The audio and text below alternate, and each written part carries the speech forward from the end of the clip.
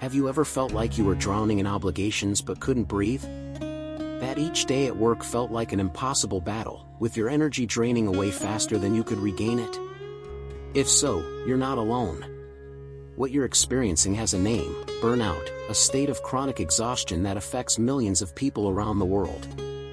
According to recent data from the World Health Organization, more than 60% of professionals have experienced symptoms of burnout at some point in their careers.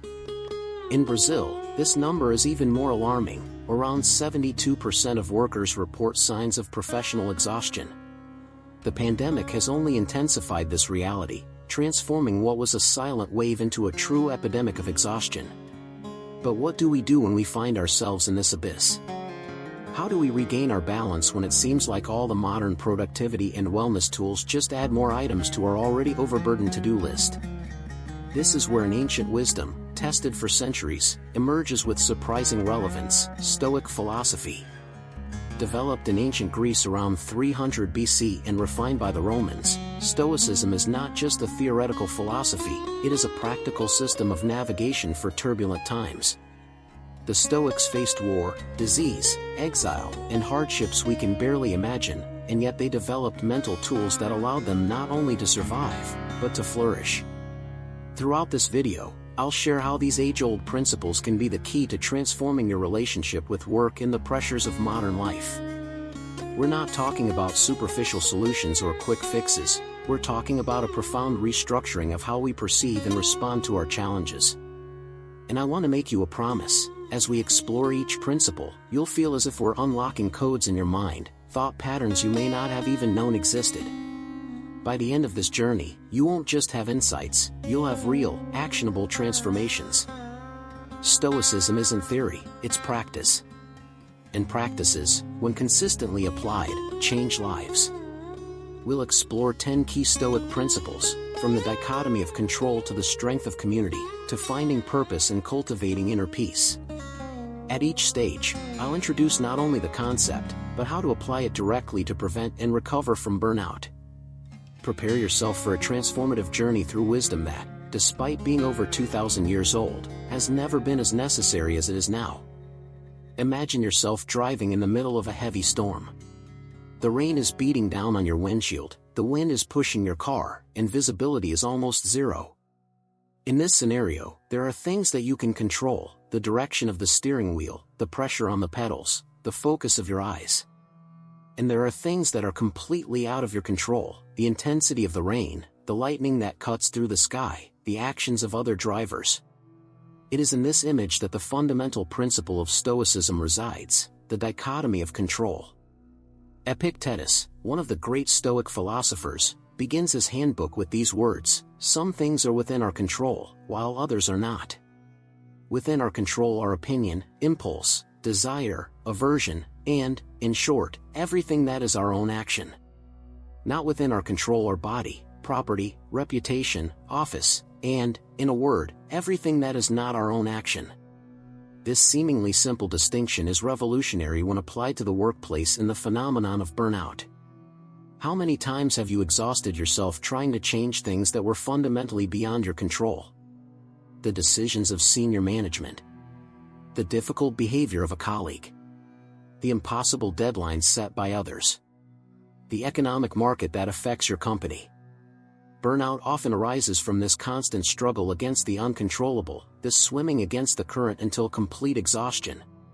The mind wastes precious energy on hypothetical scenarios, on futures we cannot determine, on pasts we cannot change. When we apply the dichotomy of control, something remarkable happens: we redirect our vital energy. Instead of dissipating our strength in impossible battles, we focus our power where it actually produces results. In the workplace, this means focusing on your preparation for the challenges, your emotional response to setbacks, the quality of your work, your communication and boundaries, your skills development. One practical exercise I recommend is mapping circles of control.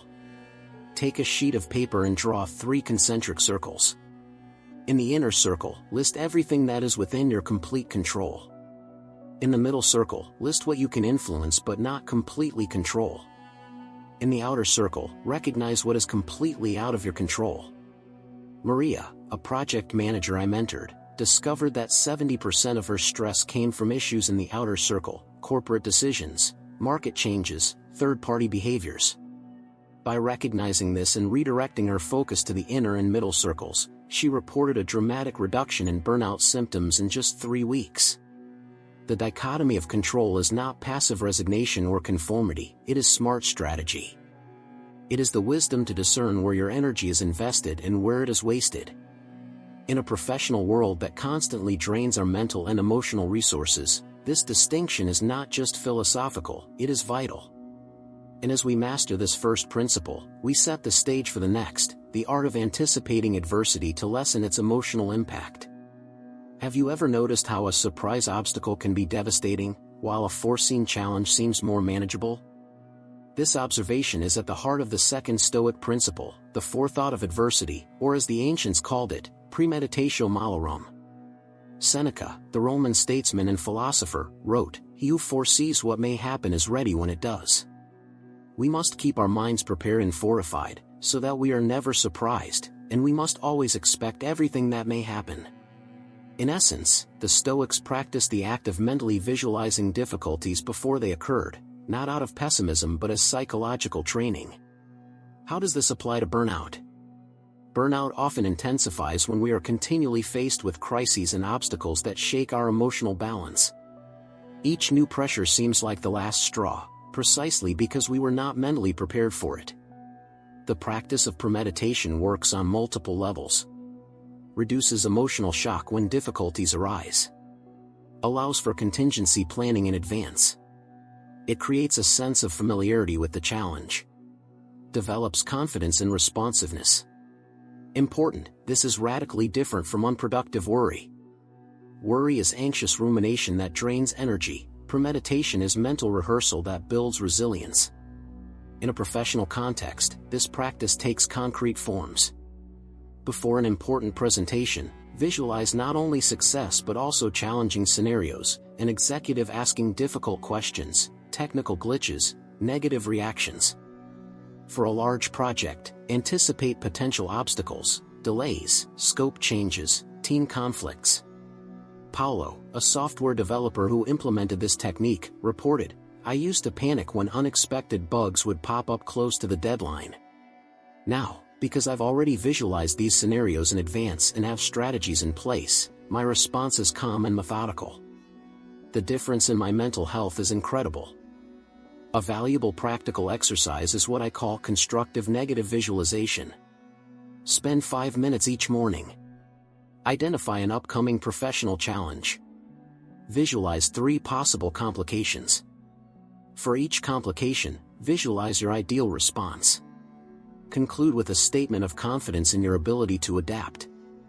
This isn't an exercise in pessimism, it's a training in mental preparedness.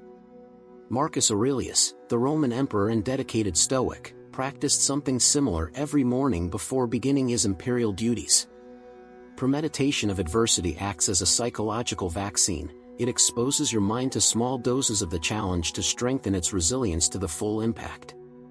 In a work environment where unpredictability is the rule, this practice acts as a shield against the continuous wear and tear that leads to burnout. And when we combine this mental preparation with setting healthy boundaries, our next principle, we begin to build a robust defense against burnout. I will complete this project by Friday, unless factors beyond my control interfere. I will accept this new responsibility, on the condition that we can reevaluate in 2 weeks. I will participate in this initiative, recognizing that my health takes priority.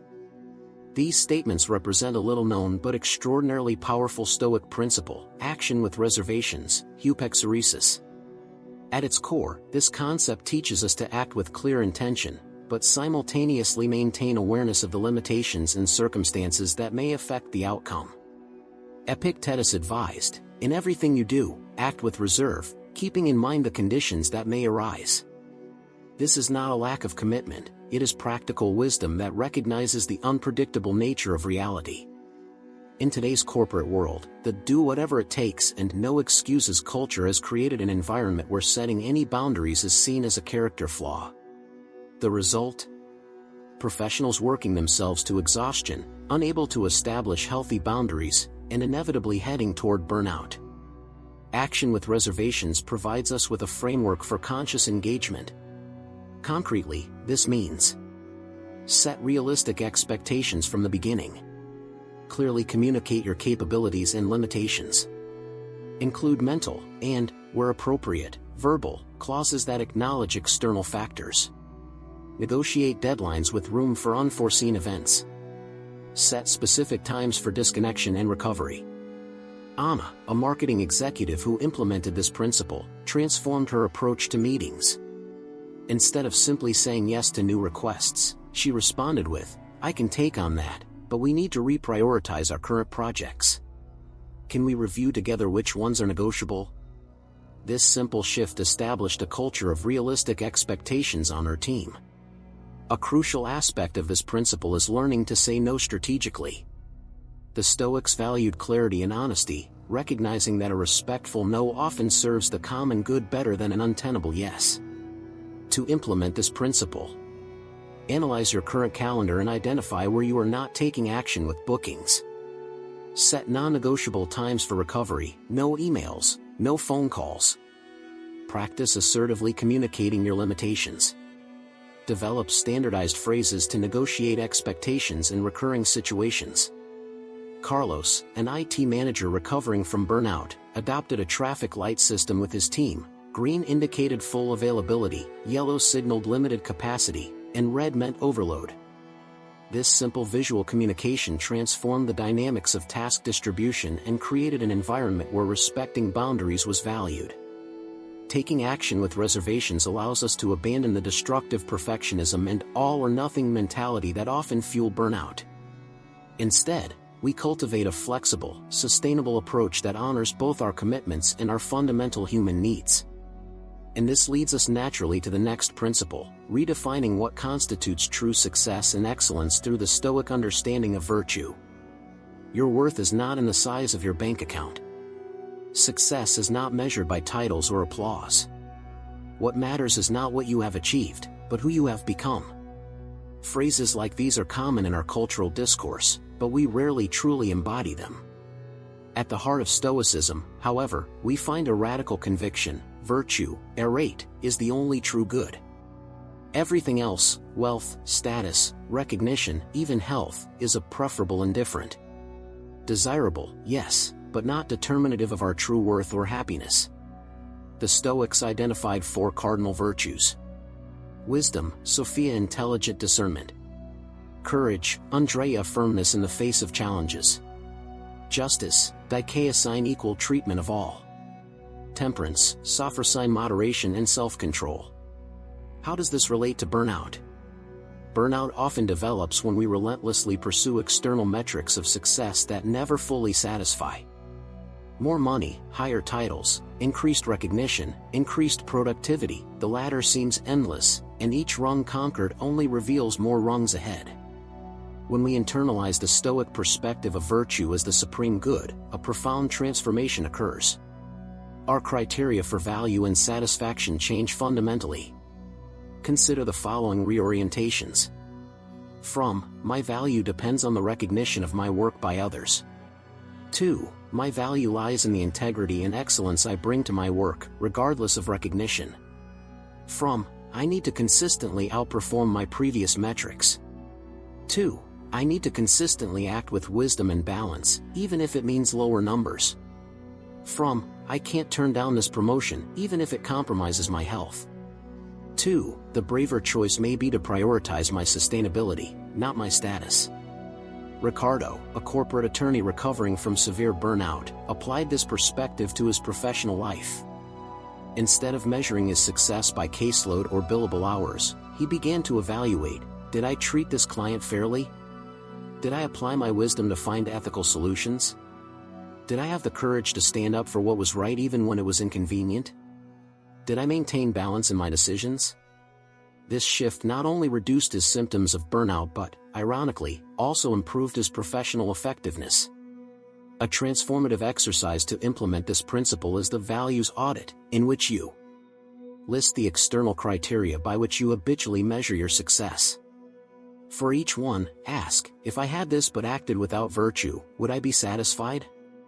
Identify how each Stoic virtue could manifest itself in your professional role. Develops new evaluation criteria based on virtues.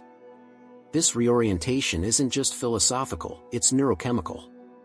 When our sense of worth depends on external validation, we live in a constant state of alert and insufficiency, with elevated cortisol levels. When we internalize virtue-based criteria, we activate neural circuits associated with intrinsic satisfaction and sustained well-being. As Marcus Aurelius observed, it is not death or pain that is to be feared, but the fear of pain or death. Likewise, it is not work itself that causes burnout, but our dysfunctional relationship to it, a relationship that Stoic virtue ethics can profoundly transform. As we reorient our inner compass toward the Stoic virtues, we set the stage for the next principle, expanding our perspective beyond immediate concerns through the exercise of cosmic vision. Imagine yourself in a spaceship, gradually moving away from Earth. First, you see your city shrinking. Then, the outlines of your country become indistinguishable. Then, the continents appear as specks on a blue globe. Finally, the entire Earth becomes just a point of light in the vastness of space. This visualization is not just an exercise in imagination, it is a powerful Stoic technique known as viewing from above or cosmic perspective. Stoic philosophers, particularly Marcus Aurelius, often practice this mental exercise of expanding perception to understand events within a larger context, both spatial and temporal. Think of the substance of the whole, of which you participate as a small part, of the duration of time, of which you have been assigned a brief and transitory moment, wrote Marcus Aurelius in his Meditations, a personal diary that was never intended to be published. Burnout often intensifies when we lose this ability to contextualize. When a critical email feels like the end of the world. When a troubled project dominates our entire mental horizon. When a negative performance review overshadows years of valuable contributions. Our perspective shrinks, and we live in a narrow tunnel of immediate concerns. Cosmic perspective doesn't diminish our responsibilities, it recontextualizes them. It allows us to distinguish between what seems catastrophic in the moment and what will really matter in a week, a year, or a decade. This practice takes specific forms to combat burnout. Time visualization, regularly asking yourself, will this matter in 5 years, to recalibrate the emotional impact of everyday stressors. Gradual zoom out. When faced with a crisis, imagine how it would look from different distances, from the perspective of your team, your organization, your industry, your culture, humanity. Memento mori, the Stoic practice of contemplating one's own mortality, not out of morbidity, but for clarity of priorities. You could leave this life at this moment. Let that determine what you do, say, and think, advised Marcus Aurelius. Historical relativization. Consider how your current challenge compares to the challenges faced by people in different times and circumstances. Louisa, a finance executive, implemented a 3-minute cosmic moment before every important meeting. In this brief interval, she would view Earth from space, contemplate the brevity of a human life compared to the history of the universe, and reflect on the broader significance of her work. It doesn't take the pressure off, she explains, but it puts it in perspective. It reminds me that while my work is important, it's not everything. A particularly powerful exercise is the time mountain meditation. Find a quiet spot and visualize yourself on top of a mountain. All around you, see the panorama of time, not just years or decades, but centuries. Look at the current problem as a small p in this vast temporal landscape. Ask, of all human concerns through the centuries, how many of them now seem insignificant? How will my present concern appear in similar perspective? The cosmic perspective is not escapism. Rather, it is a return to the larger reality that we often lose in the intensity of everyday life. As Seneca noted, it is not the man who has little, but the man who longs for more, who is poor. When we regularly practice this principle, we create a mental space that protects us from the dysregulated emotional intensity that contributes to burnout. We develop what the Stoics called apatheia, not apathy in the modern sense, but an inner calm that allows us to respond to challenges with clarity rather than reactivity. And to support this expanded perspective, We need concrete practices of self-discipline and moderation, our next Stoic principle against burnout. In a world that celebrates the extreme, work more, produce more, consume more, be more, the Stoic principle of moderation, sophrosyne, emerges as revolutionary. The Stoics understood what modern neuroscience confirms: balance is not just a philosophical virtue, but a biological necessity. The most violent storm does not last forever, Seneca wrote. The more intense, the shorter. The same principle applies to human endeavor. Periods of intense productivity without adequate recovery are unsustainable and often counterproductive. Consider the metaphor of an athlete. No Olympic champion trains non-stop until a competition. Intense training is followed by strategic recovery, and it is precisely during this recovery period that muscles are strengthened. Our brains and nervous systems work in a similar way. Burnout often results from a false dichotomy: we are either 100% on or completely off. The Stoics proposed a more sophisticated approach, a self-discipline that recognizes both the importance of effort and the need for moderation. How does this principle manifest itself in combating burnout? Through specific practices. Anchoring rituals: establish consistent routines at the beginning and end of the day that act as transitions between different mental modes. Roberto, a sales executive recovering from burnout, implemented a 20-minute decompression ritual upon arriving home, a quiet walk followed by tea without distractions, before connecting with his family. Strategic breaks: incorporate regular breaks that follow the natural rhythm of human attention. The Pomodoro technique, 25 minutes of focus followed by 5 minutes of break, is based on this principle. Energy management: instead of just managing time, identify your peak energy hours and align your most demanding tasks with those times. As Epictetus observed, first tell yourself what you want to be, then do what you have to do. Digital moderation: set clear boundaries for technology use, especially outside of work hours. Some European companies have implemented the right to disconnect, banning emails after work hours. Practice sufficiency: cultivating the Stoic virtue of recognizing when enough is enough, in work, possessions, commitments, information. A transformative exercise in this area is the Stoic habit audit. For 3 days, record your energy, mood, and productivity patterns in hourly intervals. Identify activities that consistently drain versus recharge your energy. Recognize patterns of excess or imbalance. Redesign your routine based on these insights. Teresa, a project manager who implemented this practice, found that her actual productivity was higher when she worked in 90-minute blocks followed by real breaks, rather than the 14-hour marathons she used to do. "I'm getting more done while working less, and I feel better about myself," she says. Marcus Aurelius warns, "Do not act as if you were going to live 10,000 years. Death is hanging over you.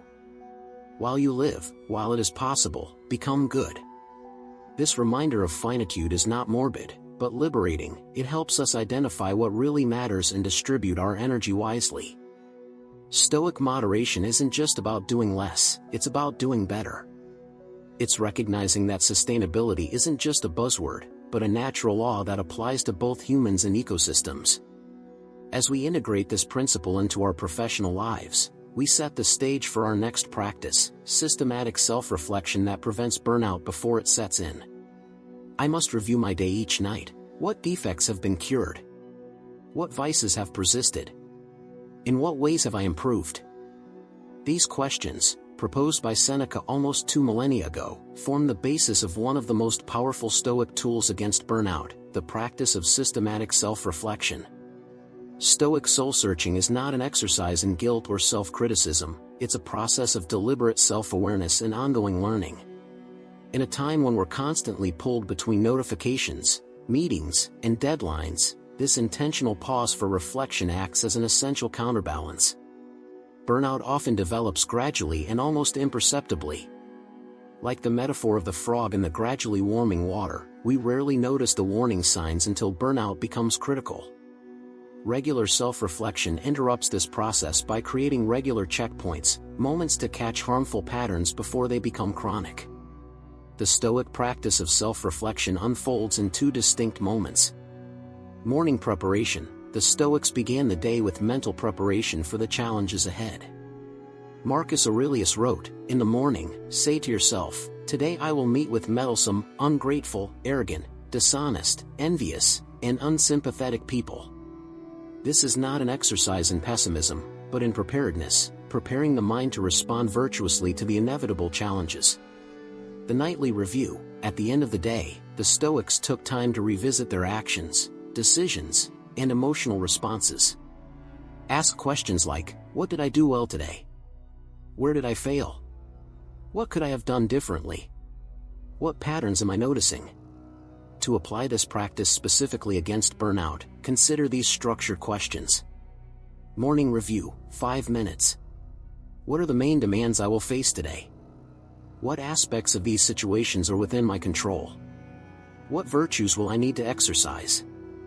Where should I be vigilant against overload or burnout? What breaks and recovery moments can I schedule?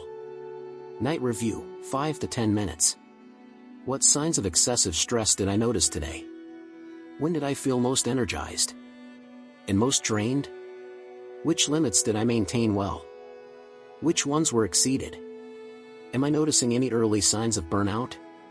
What specific adjustment will I make tomorrow based on what I learned today? Juliano, an entrepreneur who has implemented this practice, developed a traffic light system to monitor his professional well-being. In his nightly review, he would rate different aspects of his day as green, sustainable, yellow, needs attention, or red, urgent action. After 2 weeks, clear patterns emerged, he explains. I realized that back-to-back meetings without a break always put me in the red zone, as did postponing lunch. Making small adjustments based on these observations transformed my relationship with work. One particularly effective tool is the Stoic Journal for Professionals, a structured record that can be as simple as a note on your phone or as elaborate as a dedicated notebook. Christina, a physician in an emergency room, has adapted this practice to her busy schedule. On the most hectic days, I reduce it to 5 key words when I arrive and 5 when I leave. Even this minimum keeps my self-awareness active and prevents the autopilot that leads to burnout. As Epictetus observed, progress is not about getting everything right all at once, but about getting fewer and fewer things wrong.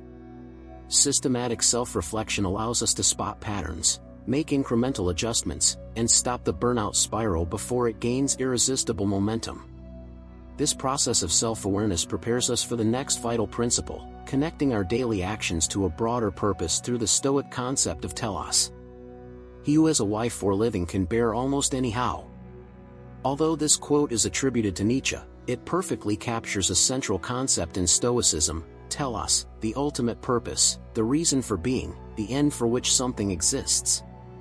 For the Stoics, every human being, like every object in the universe, possesses a telos, an inherent function, a purpose for which they are uniquely designed. Understanding and aligning oneself with this purpose was not just a philosophical question, but the key to a flourishing life. Burnout often flares up in environments where our work feels devoid of broader meaning, where we fail to connect our daily tasks to a purpose that resonates with our deepest values. A Yale University study found that workers who view their work as just a job are 3 times more likely to develop burnout than those who view it as a calling.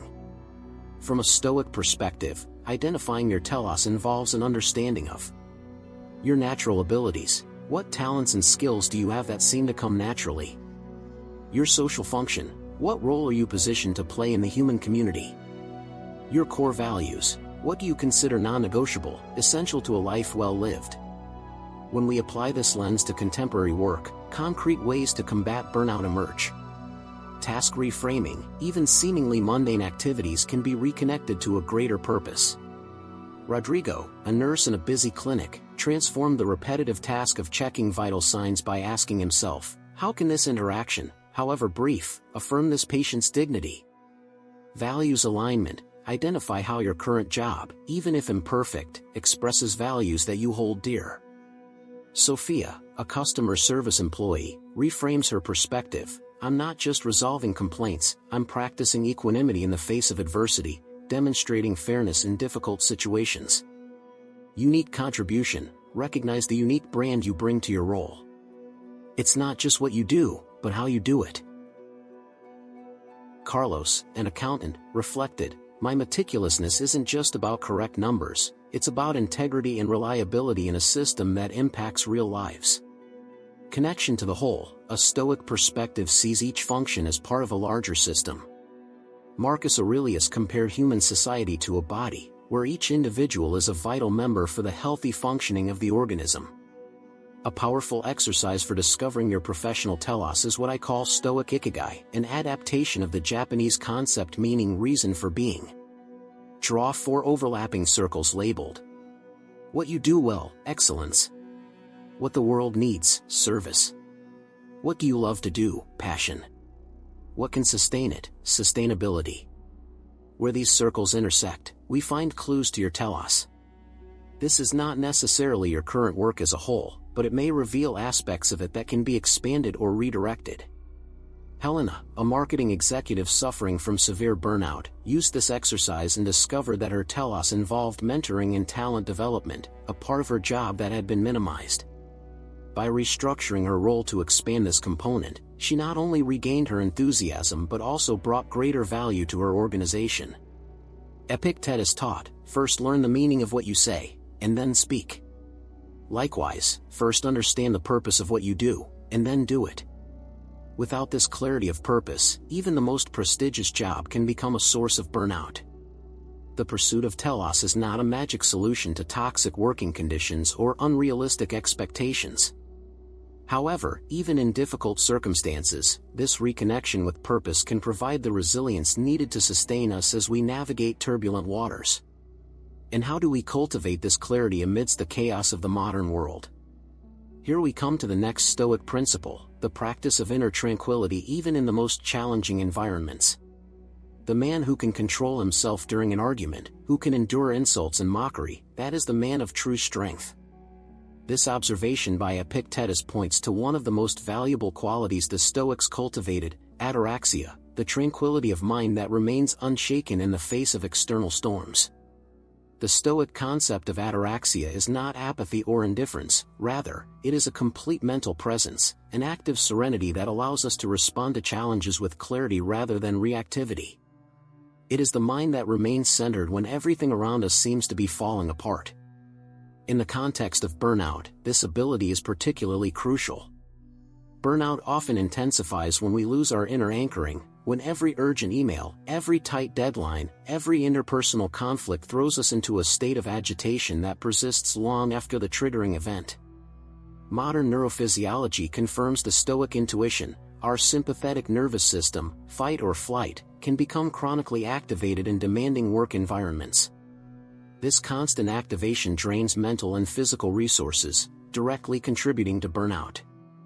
Stoic inner calm offers an antidote, a way to activate the parasympathetic, rest and digest, system even in the midst of challenging circumstances. How can we develop this quality in the modern professional environment? Through specific practices. Mindful breathing. The Stoics practiced breathing exercises centuries before mindfulness became popular. One simple technique is cubic breathing: inhale for 4 seconds, hold for 4, exhale for 4, and pause for 4, creating a cube of breathing that can be practiced discreetly even during meetings. Strategic pauses, what I call microsteps back, brief moments of conscious disengagement. Between back-to-back meetings, take 60 seconds to breathe deeply and recalibrate your attention. Before responding to a provocative email, count to 10. Small pauses prevent big crises. Mental refuges. The Stoics cultivated images of tranquility to turn to in difficult times. Create your own mental safe place, a beach, a mountain, or any environment that evokes peace, and visit it briefly when you feel overwhelmed. Practice presence. The Stoics were pioneers of mindfulness. Marcus Aurelius advised, "Don't allow yourself to be swept away by what comes next, stay in the present." In practical terms, this means fully engaging with the task at hand, rather than dividing your attention or worrying about the next item on your list. Anchor word. Develop a word or phrase that acts as an immediate anchor to return to calm. When you feel yourself becoming increasingly agitated, repeat this word to yourself.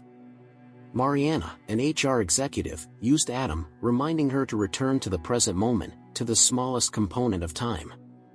Louise, an IT manager who implemented these practices, shared his experience. Before, I would carry every crisis from work home, to dinner, to bed. Now, with these techniques, I can create micro moments of calm that prevent stress from accumulating. It's like regularly cleaning a cup that used to overflow. One particularly powerful exercise is what I call the 3-3-3 mindfulness pause. Notice 3 things you can see in your immediate environment. Identify 3 sensations that you feel in your body right now. Note 3 sounds you can hear. This simple 30-second practice interrupts the rumination cycle and reconnects us with the present, the only place where tranquility can be found. As Seneca observed, it is not because things are difficult that we do not dare, it is because we do not dare that they are difficult. Cultivating inner tranquility is not about avoiding challenges, it is about developing the ability to face them without being consumed by them. In a world that values constant turmoil, serenity becomes revolutionary. It's no coincidence that leaders known for their effectiveness in crises, from Lincoln to Mandela, have demonstrated precisely this quality, the ability to remain centered when everything around them is chaos. And as we develop this inner tranquility, we discover that we do not have to walk this path alone, which brings us to the 10th and final Stoic principle, the power of community and mutual support. We were made to cooperate, like the feet, the hands, the eyelids, the rows of teeth, upper and lower. This observation by Marcus Aurelius reveals an often overlooked aspect of Stoicism, its deep appreciation of human community and interconnectedness. Although Stoicism is often associated with self-sufficiency and inner strength, Stoic philosophers understood that humans are, by nature, social beings. They developed the concept of oikiosis, a natural sense of belonging and kinship that extends from the self to the family, to the local community, and eventually to all of humanity. Burnout thrives on isolation. Contemporary studies confirm that one of the most significant predictors of burnout is the absence of authentic social connection in the workplace. Institutionalized loneliness, working in close physical proximity but emotionally disconnected, creates a breeding ground for burnout. How can Stoic principles of community be applied to combat burnout in the contemporary environment? Authentic vulnerability. The Stoics practice the virtue of honesty. In a professional context, this means dropping the "I'm always fine" mask and sharing challenges with trusted colleagues. Paul, a project manager, transformed his team by openly admitting, "I'm struggling with this deadline and need support." His vulnerability not only enabled practical solutions, but it created space for others to be vulnerable as well. Two-way mentoring. The Stoics deeply valued the mentor-mentee relationship, but recognized that everyone has something to teach and something to learn. Establishing relationships where wisdom flows in both directions creates resilient support networks. Teresa implemented monthly wisdom swaps with her team, where each member shared a strategy for combating stress, from meditation techniques to organizational apps. It may seem counterintuitive to suggest that someone suffering from burnout should pay attention to the needs of others. However, Stoic wisdom, confirmed by contemporary research, suggests that focusing too much on our own problems can deepen our suffering. Small acts of service and expressions of empathy have a surprisingly restorative effect. They shift our attention away from the cycle of negative rumination. They activate neurological circuits associated with satisfaction and purpose. They reaffirm our ability to positively impact the world, even when we feel exhausted. As Seneca observed, no person can live happily if he looks only to himself, if he turns everything into a matter of self-interest. You must live for others if you wish to live for yourself. Community isn't just a resource to help us overcome burnout, it's a fundamental part of the purpose that gives our work meaning. By genuinely reconnecting with others, we often rediscover the meaningful aspects of our professional lives that burnout had obscured. We've reached the end of this journey through Stoic wisdom as an antidote to burnout. Throughout these chapters, we've explored a philosophical system that's over 2,000 years old and, surprisingly, seems to have been designed precisely for the challenges we face in the fast-paced corporate world of the 21st century. It is crucial to understand that Stoicism was never conceived as a set of ideas to be studied, but as a living, everyday practice. The ancient Stoics understood that transformation comes through consistent application, not isolated intellectual knowledge. As Epictetus warned his students, if you want to be a writer, write. Likewise, if you want to reap the benefits of Stoicism against burnout, simply reading this text will not be enough. Daily practice, even if imperfect, is what gradually strengthens our resilience. Start small. Choose just one practice that resonates most strongly with you and consciously implement it for a week. Notice the results. Then add another. Progress will come not from an abrupt revolution in your life, but from the accumulation of small, consistent changes. Burnout represents a significant crisis of our time. But within this crisis lies an opportunity to rediscover ancient truths about what really matters, about how we can live in ways that are more aligned with our fundamental human nature. The Stoic tools we explore are not just survival strategies, they are pathways to genuine flourishing even in challenging environments. They invite us into a more conscious and intentional relationship with our work, our emotions, and our connections. How to implement these principles in your life. Start your day with a brief reflection on what is within your control that day. Practice consciously pausing between stimulus and response when stressful situations arise. Set aside regular times to disconnect and recover. Actively cultivate meaningful relationships that support your mental health. Regularly review your core values and how your work aligns with them. The Stoic philosopher Epictetus said, "Difficulties are what show people's true capabilities." Therefore, when a difficulty falls upon you, remember that God, like a wrestling coach, has paired you with a stalwart opponent. Burnout, with all its suffering, can be this formidable adversary in your life. But through the lens of Stoic philosophy, we can see this struggle not as a senseless tragedy, but as an opportunity to develop inner strength, clarity of purpose, and deeper connections. You're not simply trying to escape burnout, you're learning to live in a way that makes burnout less and less likely and less devastating when it does occur. This is the true promise of Stoic wisdom, not a life without challenges, but a life where challenges become opportunities for growth and greater meaning. As Marcus Aurelius wrote in his personal meditations, the impediment to action advances action. What stands in the way becomes the way.